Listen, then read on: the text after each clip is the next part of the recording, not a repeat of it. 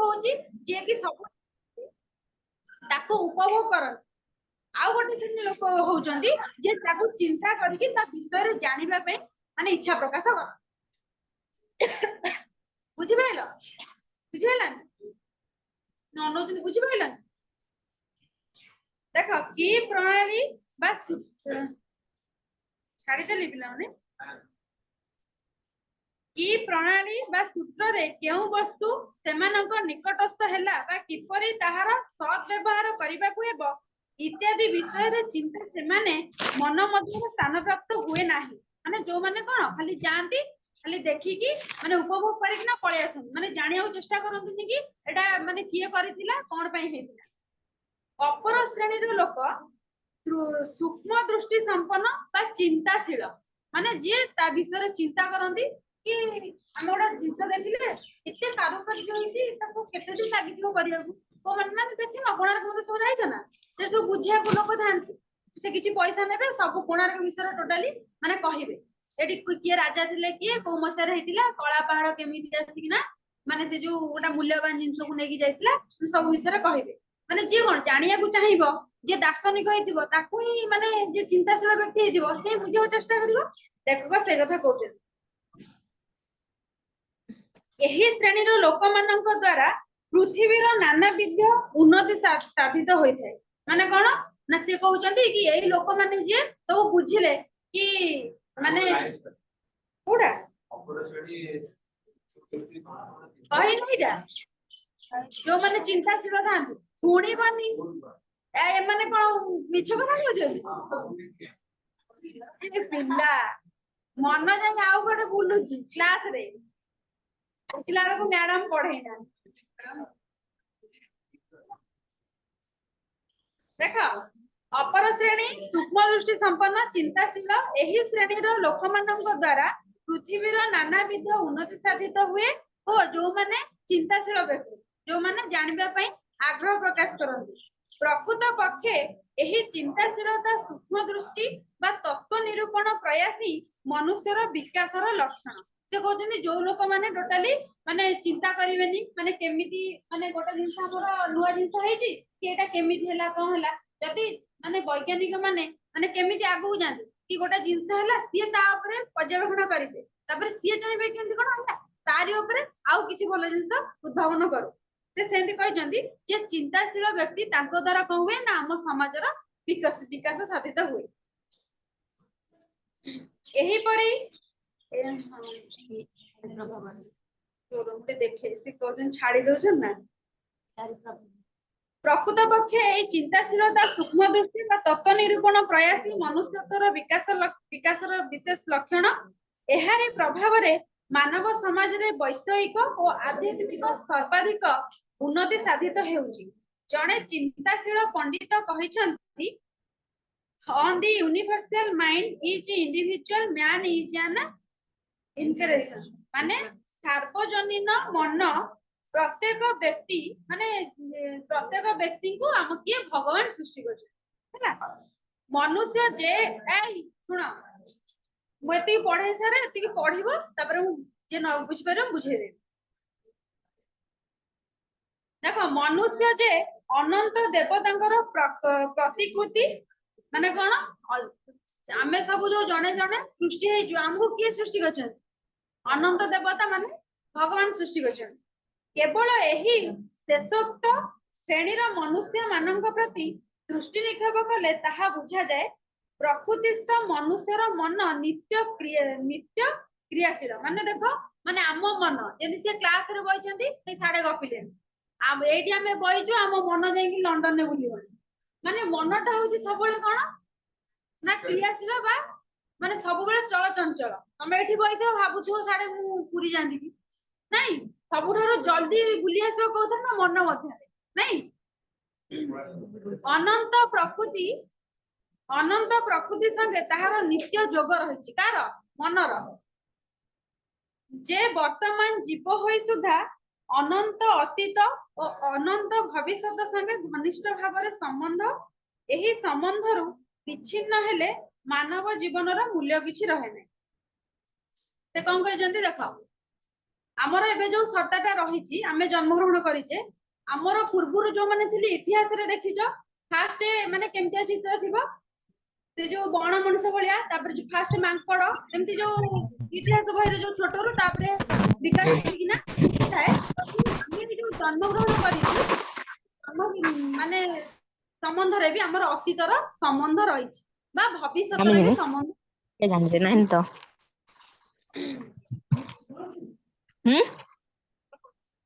ନାହିଁ ତ ଖଚାଇ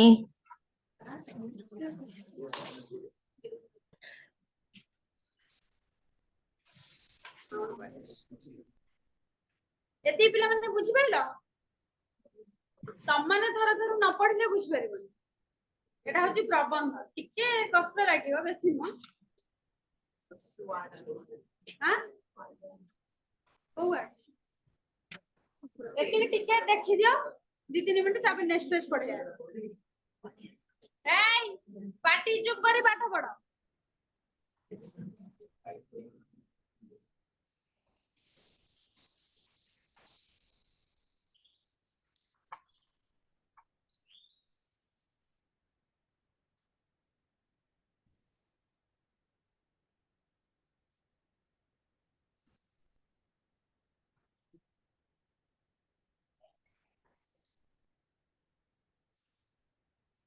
आपको ताको काय मानो से पाठ पढु न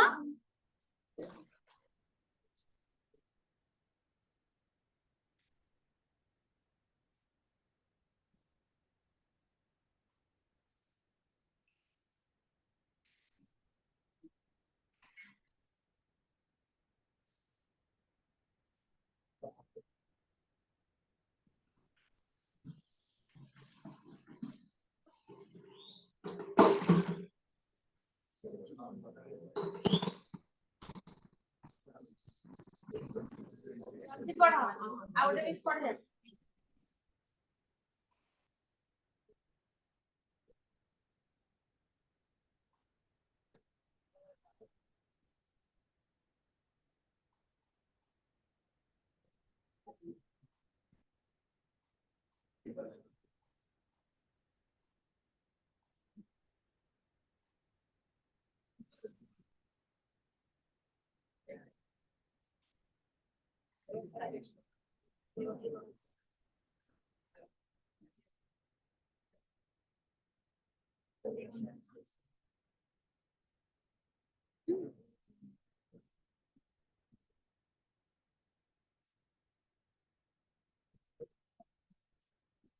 हम तो माने तारा विषय जो माने अतीत नाम जे प्रकृति रही सब तो वर्तमान के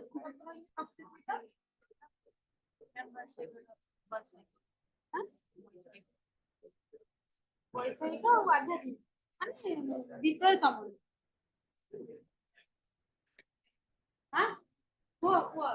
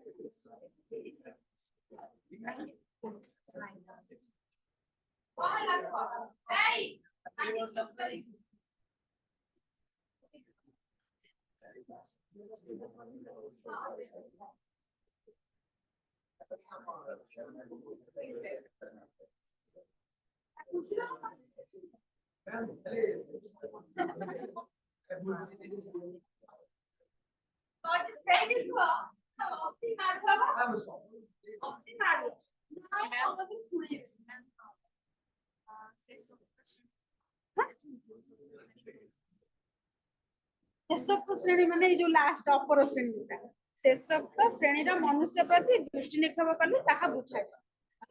जा शेष माने जो द्वितीय श्रेणी पिला माने सेकंड पेज पढ़िबा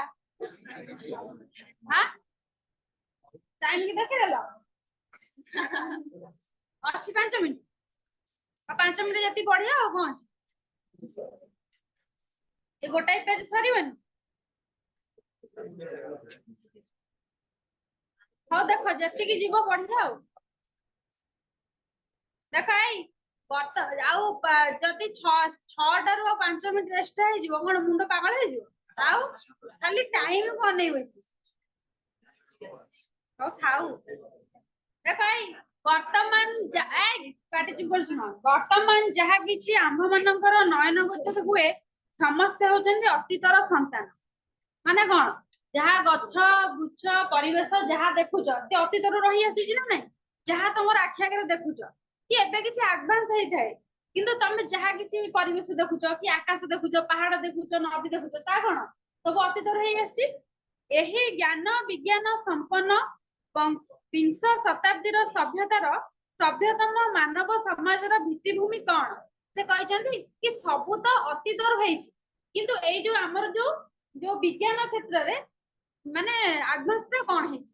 से कहउछन हैला सभ्यतार मानव समाजर भित्तिभूमि कौन रही एबे कौन ना खाली जंत्रपाती सृष्टि होउछि आगो काल रे केते केते सब भलो मंदिर होउतिला नहीं केते भलो जिंस होउतिला किंतु एबे कोन होइछि ना सबु को माने केते सब गच्छ बुच्छ सब माने काटी देउछि सब कल कारखाना पाद मूलरू जेते निम्न देश को अवतरण कर देखिबो केवल नरकंकाल कि तमे एबे ठिया हैछ जेते तळु तळु खोलिबो कोन देखिबो नरकंकाल देखिबो वर्तमान अवस्था लाभ करिबा पई केते केते राशि राशि नरदेह पतित होइछंदी ताहा किए कल्पना करि परिबो माने ए जो माने वर्तमान हम जे अनुभव करिबा कि हम माटी तळे रे केते केते लोक सब पोता हेतिबे ताकू गुण हम आकलन एबे करि परिबा गोटिए फरासी राष्ट्र विप्लव कथा स्मरण कले आंभ मानक भूकंप उपस्थित हुए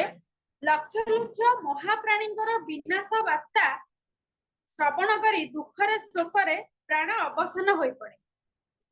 विप्लवी कथा कोन ना जे प्रथम विश्व युद्ध केबे हेतिला हां 14 ରୁ केते गोटाई वर्ष रे सद हेतिला आउ द्वितीय विश्व युद्ध कोन जने दिया कोन हम कार छुआ केते हेतिला द्वितीय आ तृतीय देखो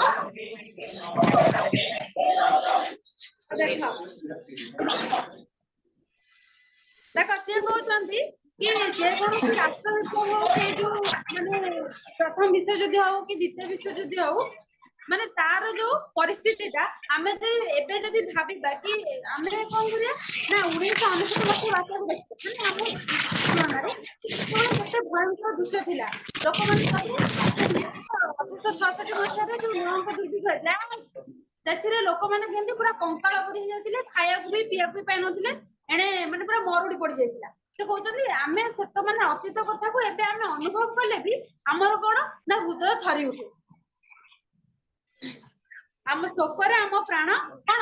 ମାନେ ଅବସନ୍ନ ହେଇ ପଡେ ମାତ୍ର ଚିନ୍ତା କରି ଦେଖିଲେ ବର୍ତ୍ତମାନ ଉନ୍ନତିର ଏହିପରି ସହସ୍ର ସହସ୍ର ବିପ୍ଳବର ଲିଖିତ ରହିଥିବା ପ୍ରତ୍ୟେକ ପ୍ରତିକ୍ରିୟା କରି ହୃଦୟ ଓ ମନ ସ୍ତମ୍ଭିତ ହୋଇଯାଏ ପୂର୍ବକାଳରେ ଯୋଉ ସବୁ ଏଇ ଯୋଉ ଇକୋ ହଉଛି ମତେ ମୋ କଥା ହେଲା ତାପରେ ସେ କହୁଛନ୍ତି କଣ ନା ପୂର୍ବରୁ ଯୋଉ ସବୁ ଯୋଉ ଯୁଦ୍ଧ ହେଇଥିଲା ତାକୁ ଯଦି ଆମେ ଏବେ ଯଦି ବି ହୃଦୟଙ୍ଗମ କରିବା ତାହେଲେ ଆମ ହୃଦୟ ଏବେ ଥରି ଉଠିବ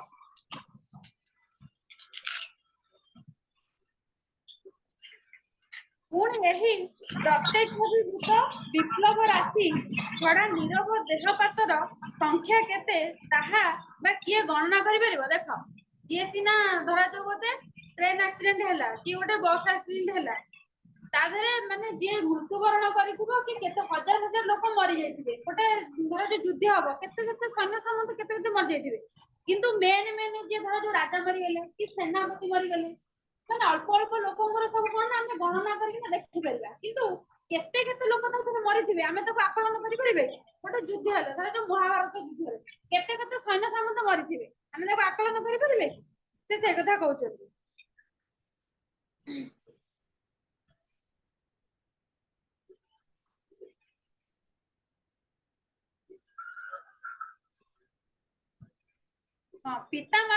ପିତାମାତାର ଶୁକ୍ର ଏବଂ ଶୋଣିତରେ ସନ୍ତାନର ଉତ୍ପତ୍ତି ଏହା ଯେପରି ଅବିସମ୍ବାଦିତ ସତ୍ୟ ସମଗ୍ର ଅତୀତ ମାନବ ଜାତିର ରକ୍ତ ମାଂସରୁ ବର୍ତ୍ତମାନ ମାନବୋନ୍ନତିର ଉଦ୍ଭୂତ ଏହା ହେଉଛି ସେହିପରି ସତ୍ୟ। ସେ କହୁଛନ୍ତି ଯେପରି ମାନେ ମା ବାପାଙ୍କ ଠାରୁ ଯେପରି ସନ୍ତାନ ଜନ୍ମ ହୁଏ ସେ ହଉଛନ୍ତି କଣ ନା ଅପ୍ରିୟ ସତ ସେମିତି ମାନବ କୋଉଥିରୁ ସୃଷ୍ଟି ନା ମାନେ ଆଗରୁ ଆମର ଯୋଉ ସବୁ ଥିଲେ କଣ କହିଲ ମାନେ ଯୋଉ ଫାଷ୍ଟ ଫାଷ୍ଟ ମାଙ୍କଡ ତାପରେ ମାଙ୍କଡରୁ କଣ ବଣ ମଣିଷରୁ ଆଉ ଟିକେ ଯୋଉ ଆଡଭାନ୍ସ ହେଇକିନା ଆସିଲେ ସେ କହୁଛନ୍ତି ମାନବତର ମାନେ ମାନବ କେମିତି ମାନେ ପର୍ଯ୍ୟାୟ ଶ୍ରେଣୀକ୍ରମରେ କେମିତି ସୃଷ୍ଟି ହେଇ ଆସିଛି ଯେମିତି ବାପା ମାଙ୍କ ଠାରୁ ଗୋଟେ ଛୁଆ ସୃଷ୍ଟି ହୁଏ ସେମିତି ମଣିଷ ଜାତି ହଉଛି ଗୋଟିଏ।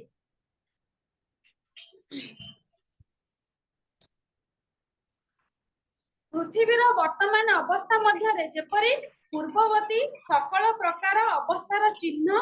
ଏବଂ ବିଭିନ୍ନ ଶ୍ରେଣୀର ଜୀବରାଶି ଦେହାବଶେଷରେ ପରିଲକ୍ଷିତ ହୁଏ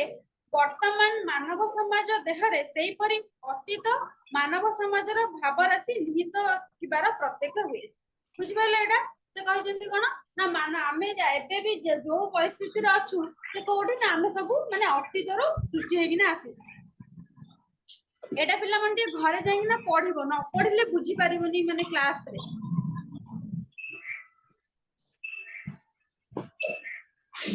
ଦେଖ ଜଗତ ହଉଛି ପରିବର୍ତ୍ତନଶୀଳ ଜଗତ ପରିବର୍ତ୍ତନଶୀଳ କୁହନ୍ତି ନା ଦେଖ ଆଗେ ପିଲାମାନେ କୋଉଥିରେ ଲେଖୁଥିଲେ ସିଲଟ ଖଡି ବା କୋଉ ଯୋଉ କଣ କୋଉ ଫଳର ଯୋଉ ଖଡି କଣ ଯୋଉଟା ତମର ଫାଷ୍ଟ ଇୟରରେ ନଥିଲା ଶୁଆପକ୍ଷିଆ ଖଡି ଆଉ ମାନେ ତଳେ ସବୁ ପିଲାମାନେ ଲେଖୁଥିଲେ ତାପରେ ହେଲା ସିଲଟ ଖଡିରେ ଲେଖିଲେ କିନ୍ତୁ ଏବେକାର ପିଲାମାନେ କଣ କରୁଛନ୍ତି ପେନସିଲ ପେନରେ ଲେଖୁଛନ୍ତି ମାନେ ବିଜ୍ଞାନ କେତେ କେତେ ମାନେ ଆଗକୁ ଯାଉଛି ସେ କହୁଛନ୍ତି ଜଗତଟା ହଉଛି ସେଇଭଳି ପରିବର୍ତ୍ତନଶୀଳ ଆଗକାଳ ଲୋକମାନେ ସବୁ ଆଡକୁ ଚାଲି ଚାଲି ଯାଉଥିଲେ କିଛି ଆଡଭାନ୍ସ ହେଇନଥିଲା ଗାଡି ଘୋଡା କିଛି ବାହାରିନଥିଲା କିନ୍ତୁ ଏବେ ଲୋକମାନେ ମାନେ ଆକାଶରେ ମାନେ ଉଡିଲେ ବିଜ୍ଞାନ ଏତେ ଆଡଭାନ୍ସ କରୁଛି। ସକଳ ବସ୍ତୁର ରୂପାନ୍ତର ଭାବାନ୍ତର ଉପସ୍ଥିତ ହୋଇଛି। ସେ କହୁଛି କଣ ନା ଗୋଟେ ମଣିଷର ସକଳ ବସ୍ତୁ ମାନେ ଆମର ମାନେ ଯେତେ ସବୁ ବିଜ୍ଞାନ ଆଡଭାନ୍ସ କରୁଛି କେମିତି ନା ଗୋଟେ ମଣିଷର ଭାବାନ୍ତର କି ଯେତେ ସବୁ ମାନେ ଭଲ ଭଲ ପାଠ ପଢିକିନା ବୈଜ୍ଞାନିକ ମାନେ ହଉଛନ୍ତି ସେମାନେ ହିଁ ଭଲ ଗୋଟେ ଜିନିଷର ଉଦ୍ଭାବନ କରୁଛନ୍ତି ଦେଖୁଛନ୍ତି ଆମ ସମାଜ କୋଉଥିରେ ପରିବର୍ତ୍ତନଶୀଳ ହଉଛି ଗୋଟେ ବ୍ୟକ୍ତିର ସାମାଜିକ ଆଉ ଭାବାନ୍ତର।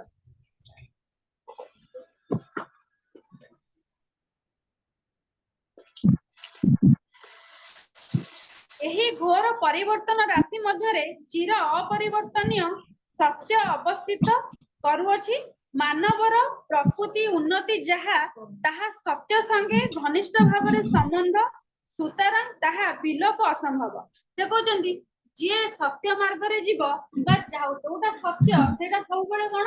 ମାନେ ଧର୍ମ ଆଡକୁ ଯିବ ମାନେ ଯିଏ ଧର ଯୋଉ ଗୋଟେ ଲୋକଟା ମାନେ ତମେ ଏଇକିନା ଭଲ ପାଠ ପଢିକିନା ଗୋଟେ ଚାକିରି କରିବ କିନ୍ତୁ ଗୋଟେ ପିଲାଟା କଣ କରିବ ନା କପି କରିକି ପଇସା ଦେଇକିନା ପାସ୍ କରିବ କିନ୍ତୁ ପ୍ରକୃତରେ ସତ୍ୟ ମାର୍ଗରେ କିଏ ଗଲା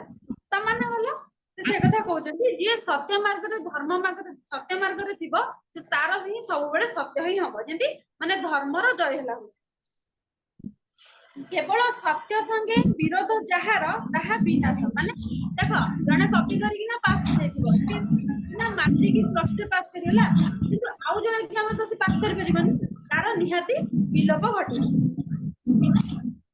ମାନବ ସମାଜ ମଧ୍ୟରେ ଏହି ବ୍ୟାପାର ଚିରକାଳ ଲାଗି ରହିଛି ଏଟା ସବୁଦିନ ପାଇଁ ରହିଛି ସକଳ ପ୍ରକାର ବିପ୍ଳବ ମୂଳରେ ଏହି ନିଗୁଡ କାରଣଟି ବିଦ୍ୟମାନ ମାନେ ସେ କହୁଛନ୍ତି କି ସମାଜର ଯୋଉ ସକଳ ବିକାଶ ମାନେ ସବୁଦିନ ସକାଳ ଆସୁଛି ସନ୍ଧ୍ୟା ହଉଛି ସବୁଦିନ ଏଇଟା ଲାଗି ରହୁଛି କଣ ମାନେ ସତ୍ୟ ଆଉ ଅସତ୍ୟ। ପିଲାମାନେ ଏଇ ପାରାଗ୍ରାଫଟା ସାରି ଦଉଛି ଏତିକି ତ ଅଛି ଆଉ କ୍ଷୁଦ୍ର ଅଗ୍ନିକଣା ତୁଲ୍ୟ ଗୋଟିଏ ନିଭୃତ ହୃଦୟ ଚିନ୍ତା ପରିବ୍ୟକ୍ତ ହୋଇ ପ୍ରକାଣ୍ଡ ଅଗ୍ନିକାଣ୍ଡ ଉପସ୍ଥିତ କରେ ଏବଂ ତଦ୍ଦ୍ୱାରା ରାଶି ରାଶି ଅସତ୍ୟ ଅନ୍ୟାୟ ଅସାମାନ୍ୟ ଅପବିତ୍ର ସୁସ୍ଥ ପୁନରାବୃତ୍ତିରେ ପ୍ରସ୍ତୁତ ହେଇଥାଏ। ତମକୁ ଗୋଟିଏ ଉଦାହରଣ ଦେବି, ତମେ ବୁଝିବ। ଏଇ ଯୋଉ କେତେ ଏଇ ଅଳ୍ପ ଦିନ ପୂର୍ବରୁ ଏଇ ଯୋଉ ହେଲା କି ଯୋଉ 500 ଟଙ୍କା 2000 ଟଙ୍କା ଚଳିବ, ସେଇଟା କେତେ ସବୁ ଅସତ୍ୟ ଧନ, କେତେ କଳା ଧନ ସବୁ ମାନେ ନଷ୍ଟ ହେଇଗଲା। ସେଇଟା ହଉଛି ଆର ଉଦାହରଣ। କଣ ନା ସେ ଯିଏ ତାକୁ ସେ ଯୋଉ ଯିଏ କରିଥିବ କି ମାନେ ଏତିକି ତାରିଖ ଭିତରେ ମାନେ 500 ଟଙ୍କିଆ କି 2000 ଟଙ୍କିଆ ଚଳିବନି, ସେ କାହାର ଜଣଙ୍କ ମୁଣ୍ଡକୁ ଆସିବ ନା ନାଇଁ? ଜଣକ ମୁଣ୍ଡ ସିଏ ହଉଛି କେନ୍ଦ୍ର ବିନ୍ଦୁ। ସେ କହୁଛନ୍ତି ଗୋଟେ ଛୋଟ ଡିଆସିଲ କାଠରେ ବି ମାନେ ସାରା ଜଗତ ବି ଜଳି ପାରିବ। ସେ ସେଇ କଥା କହୁଛନ୍ତି, ବୁଝିପାରିଲ? ସବୁ ଅସତ୍ୟ ଅନ୍ୟାୟ ଯେତେ ସବୁ ଧନ କଳା ଧନ ଥିଲା ସବୁ ବାହାରିଗଲା, ସେ କଥା କହୁଛନ୍ତି। ଏଇଟା ସବୁ ଉଦାହରଣ ଦେଇ ବୁଝିଲେ ତମେ ବୁଝିପାରିବ ନା। କେବଳ ବିଶୁଦ୍ଧ ସତ୍ୟଟି ସାର ବସ୍ତୁଟି ପୂର୍ବାପେକ୍ଷା ଉଜ୍ଜଳତର ଆକାରରେ ପ୍ରତିଭାତ ହୁଏ। ସିଏ ମାନେ କଣ ନା ଯାହାର ସତ୍ୟ ଧନ ହେଇଥିବ ସିଏ କେବଳ ମାନେ ଉଜ୍ଜଳ ଦିଶିବ, ଆଉ ଯାହାର ଅସତ୍ୟ ଧନ ହେଇଥିବ ସିଏ କଣ କରିବ, ପୋଡି ଜଳି ପାଉଁଶ ହେଇଯିବ। ଜାତି ବିଶେଷରେ ଉତ୍ଥାନ ବା ପତନ ଏହି ସାର୍ବଭୌମିକ ନିୟମରେ ଅଛି। ଅତୀତ କାଳରେ ମାନବ ସମାଜ ମଧ୍ୟରେ ଏହି ନିୟମ କାର୍ଯ୍ୟ ପ୍ରଣାଳୀ ହିଁ ପ୍ରକୃତରେ ଇତିହାସ। ଏହି ବିବରଣ ଯିଏ ଯେ ପରିମାଣରେ ପାଠ କରିପାରିବ ସେ ସେଇ ପରିମାଣରେ ଇତିହାସ। ମାନେ ସେ କହୁଛନ୍ତି ଇତିହାସରେ ଆମର ସବୁ ଯାହା ସବୁ ବିଷୟବସ୍ତୁ ରହିଛି, ମାନେ ଏଇଖିଣା ବିଶ୍ୱନାଥଙ୍କର ଏଇଟା ଲେଖିଛନ୍ତି କଣ, ସିଏ କିଛି ସମାଜରୁ କିଛି ଶିକ୍ଷା ଗ୍ରହଣ କରିଥିବେ, କେତେ ପାଠ ପଢିଥିବେ, ମାନେ ତାଙ୍କ ଭାବନାକୁ ସେଇ ମାନେ ଭାବାନ୍ତରଟା ଆସିଥିବ ବୋଲି ସେ ମାନେ ଲେଖିଛନ୍ତି। ସେ କହୁଛନ୍ତି ଆକୁ ଯିଏ ଯେତେ ମାନେ ଇତିହାସକୁ ଯିଏ ଯେତେ ଖୋଳତାଡ କରିବ ସେ ସେତେ ଇତିହାସଜ୍ଞ ହେଇପାରିବ। ଥାଉ ଟେ ପିଲାମାନେ ନେକ୍ସଟ କ୍ଲାସରେ ପଢିକି ଆସିବ, ଯୋଉଟା ନ ବୁଝିପାରିଲ ପଚାରିବ। ଏଇ ପିଲାମାନେ ଶୁଣ, ନେକ୍ସଟ କ୍ଲାସରେ କ୍ରିୟାହୀନ ରୂଢି ପଢିକି ଆସିବ ହେଲା। ଖାଲି ଆଜ୍ଞା ଆଉ କିଛି